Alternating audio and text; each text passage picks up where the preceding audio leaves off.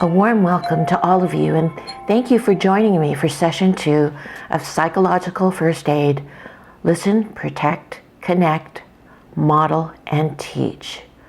I'm Marleen Wong, Senior Vice Dean at the USC Suzanne Dworak-Peck School of Social Work.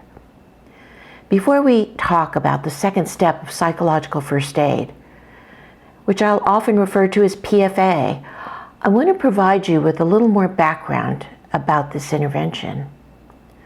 Historically, psychological first aid is a concept that can be traced to an article published by the American Psychiatric Association in 1954, which acknowledged the need for an acute intervention to alleviate human stress of a severity and quality and quantity not generally encountered due to the forces of nature or from enemy attack.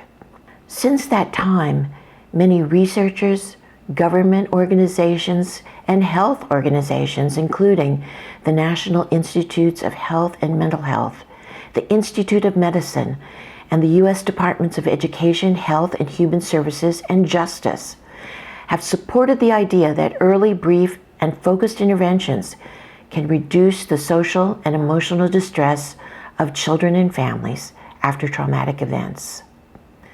The goals of psychological first aid have relevance to the COVID-19 pandemic, which has seriously disrupted the daily lives of children and adults all over the world. To review, the main goals of psychological first aid in schools are to help to fulfill the mission of education during times of crisis, man-made, and natural disasters. Number 1, to remove the social and emotional barriers to learning. Number 2, to keep students actively engaged in classroom learning, online or in the bricks and mortar building by reducing disaster or crisis-related fears, stress, and worry. Number 3, to help students find new ways of coping and adapting to a quote-unquote new normal in school with teachers and peers. Now let's begin session 2, which is focused on step 2 of this model of psychological first aid in schools. The second step is to protect.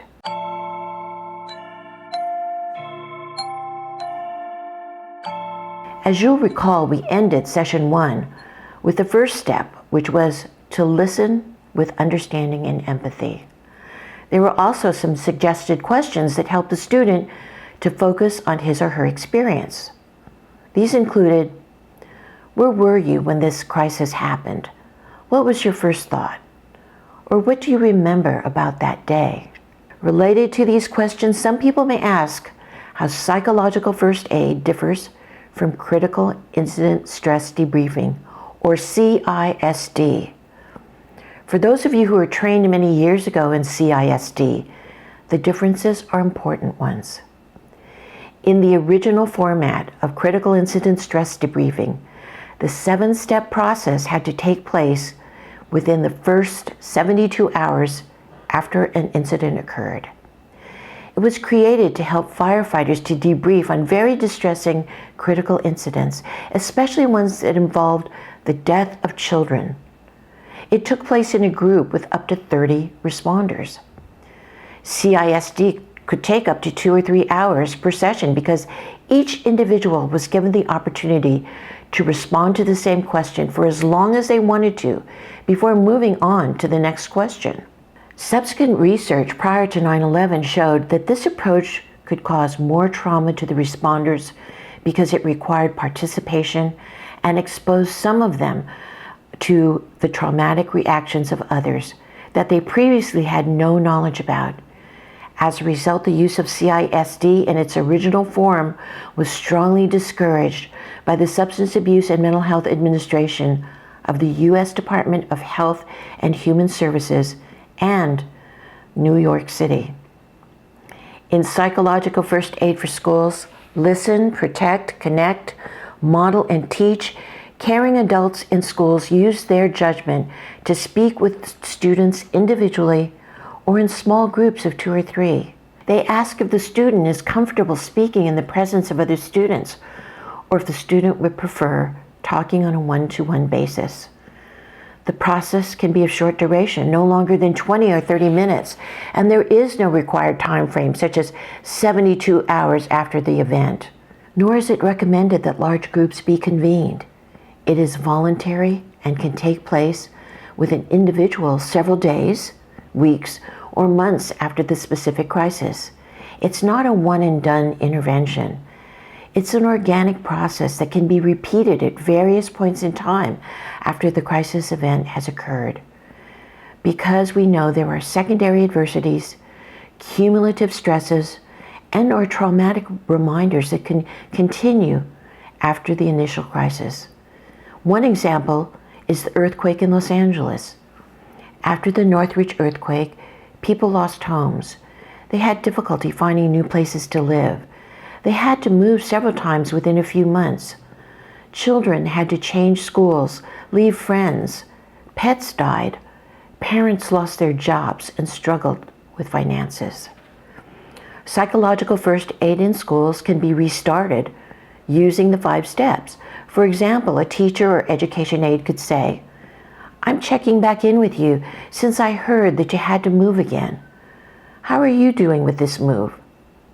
It initiates the first step, which is to listen, followed by protect, connect, model, and teach. Now in the protect phase, the second step, we want to learn about the fears and anxieties that the student may be experiencing. When people are fearful, anxious, and are traumatized, they do not feel safe. They often feel isolated and alone, even when they're with other people. They often believe that they're the only ones who think and feel the way that they do. You can start the protect phase with a student using this statement. After the experience that you described, most people may not feel safe. You can follow this with one of the suggested protect questions. What is the most difficult thing you have to deal with right now? Give the student plenty of time to think and respond, because their fears may be related to their family circumstances, such as being afraid that they may have to move and leave their friends and teachers at their home school. Or their fears may be about the strength of their own feelings and behavior. If so, you could ask, are you worried about how you are reacting? Their fears may be about other people in the school environment, which may lead you to ask these questions. Are you worried about your safety around other students, around adults at school, or people outside of the school? Increased racial tensions are not uncommon after crises and disasters, and these must be addressed and stopped, especially if targeted blaming and other forms of bigotry begin to show themselves. At the school-wide level, all faculty and staff can protect students by restoring and maintaining as many of the regular rules, processes, procedures, services, and expectations as possible. Calm routine in itself can be a protective factor, such as reestablishing the regular schedule of a school day. In the classroom or around school, adults should maintain structure, stability, predictability, and make efforts to reestablish routines and rules. For example, the bell schedules and class times should return to normal as soon as possible. If shortened days are required, keep them to a minimum. Try not to switch back and forth with different schedules during the week or month, whether online or in the physical classroom. Keeping a television on in a classroom is not recommended. Students don't need coronavirus updates several times a day. Parents can do their part to protect their children. Research after the bombing of the federal building in Oklahoma City found a strong relationship between the amounts of time spent watching bombing-related news coverage and the numbers of post-traumatic stress reactions that children reported months after the event. Studies showed young preschool and kindergarten-age children developed symptoms of PTSD due to overexposure to the television coverage of the bombing alone, especially when the television was left on as background noise in the home or school. Parents can help stabilize children's reaction by resuming meal times, homework, and bedtime routines, as well as community or church activities. When the pandemic quarantine conditions are lifted, you might find that some children and parents will experience separation anxiety. A small group of children may refuse to return to the classroom. The use of psychological first aid, listen, protect, connect, model, and teach would be helpful to get students back into the classroom. During the protect phase, adults will learn a great deal about the student's internal emotional life. We should treat the student's fears, worries, and other concerns with respect and discretion.